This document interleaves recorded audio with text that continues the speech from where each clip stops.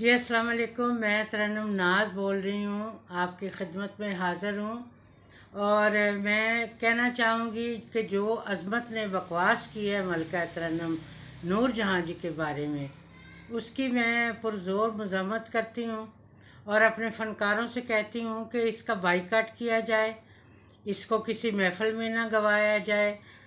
بلکہ یہ گاتا کیا ہے؟ یہ تو بندر کی طرح ٹپوسی مارتا ہے، ادھر سے ادھر چلا جاتا ہے، ادھر سے۔ یہ کوئی گانا تھوڑی ہے۔ ملکہ ترنم نور جہاں جی کے بارے میں بات کرنے سے پہلے اپنا سر دیکھتے، اپنا منہ دیکھتے، اپنا گانا دیکھتے کہ میں ہوں کیا جو اتنی بڑی فنکارہ کے بارے میں کچھ کہہ رہا ہوں۔ دوسرا یہ کہ اس سے پتہ چلتا ہے کہ تمہارے گھر والوں نے تمہاری تربیت اچھی نہیں کی، کیونکہ تربیت سے پتہ چلتا ہے، تمہارے اس انداز سے پتہ چل رہا ہے کہ تم کس طرح کے آدمی ہو۔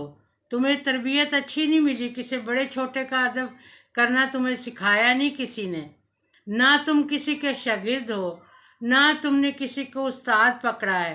ملکہ ترنم نور جہاں جی کے تو بڑے غلام علی خاں جو تھے وہ استاد تھے۔ تمہیں تو یہ بھی نہیں پتا ہوگا کہ بڑے غلام علی خاں کون ہیں، کیا ہیں۔ تو میں یہ کہنا چاہوں گی کہ اس نے بہت غلط کیا، جو بھی کیا۔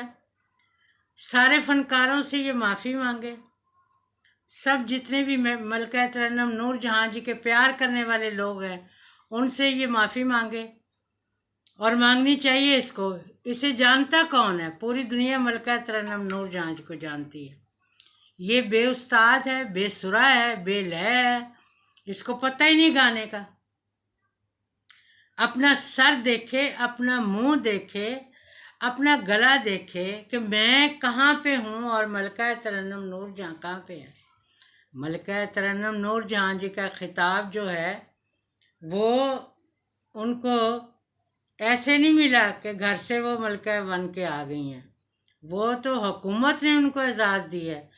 جو 65 کی جنگ میں انہوں نے فوجیوں کے لیے نغمے گائے، اپنے ملک کے لیے نغمے گائے، ان کے اعزاز میں ان کو یہ خطاب ملا تھا۔